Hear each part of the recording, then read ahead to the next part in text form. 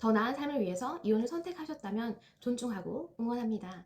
이혼한 후 아이들에게 해서는 안 될 말에 대해서 알아보려고 해요. 첫 번째는 상대방 배우자를 험담하거나 비난하지 않는 것입니다.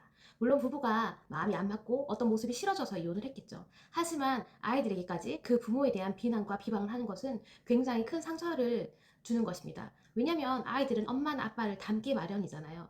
아이에게서 내가 싫어하는 그 배우자의 모습이 보인다고 얘기를 하거나 엄마 닮아서 그렇다, 아빠 닮아서 그렇다, 너희 누구 엄마가 아빠가 얼마나 나쁜 사람인지 아니? 이런 것들은 아이들의 정체성에 굉장히 혼란과 상처를 주기 때문에 절대 해서는 안 되는 말입니다. 그리고 두 번째는 엄마 아빠가 없어진 것이 아니에요. 양육 환경에 따라서 엄마랑 살거나 아빠랑 살거나 또는 조부모님과 살게 되는 경우도 있습니다. 이때 엄마 아빠가 없다, 나는 엄마 없는 애야, 아빠 없는 애야, 이런 것들이 아이들에게 굉장히 큰 박탈감을 줍니다. 엄마 아빠가 없어진 게 아니라 존재한다라는 것, 그리고 상황과 환경에 따라서 또 면접을 할 수 있는 기회들이 있잖아요. 그것들에 대해서 아이들이 한쪽 부모를 못 보는 것을 두려워하지 않도록 얘기를 해주시는 게 굉장히 중요합니다. 그리고 엄마 아빠는 이혼을 했지만 엄마로서 아빠로서의 역할과 자녀에 대한 책임은, 사랑은 변함없다는 것을 꼭 이야기해 주세요. 현장에서 아이들에게 되게 많은 질문을 하고 이혼에 대한 얘기, 여러 책을 읽으면서 얘기를 많이 나눴어요.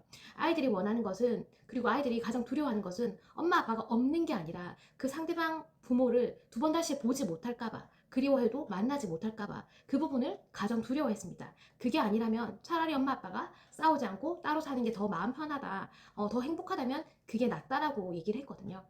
그래서 아이들에게도 그런 부모님의 빈자리를 없다라는 박탈감보다는 언제든 시간과 여건이 주어지면 만날 수 있고 엄마 아빠의 역할은 절대 변하지 않는 거야 라고 아이들을 안심시켜 주시면 좋겠습니다. 그리고 아빠가 보고 싶다고 하거나 엄마가 보고 싶다고 하거나 아이들이 감정적으로 뭔가 힘듦을 호소할 때 그것을 부정하거나 부인하지 마시고 편안하게 얘기할 수 있도록 안아주세요.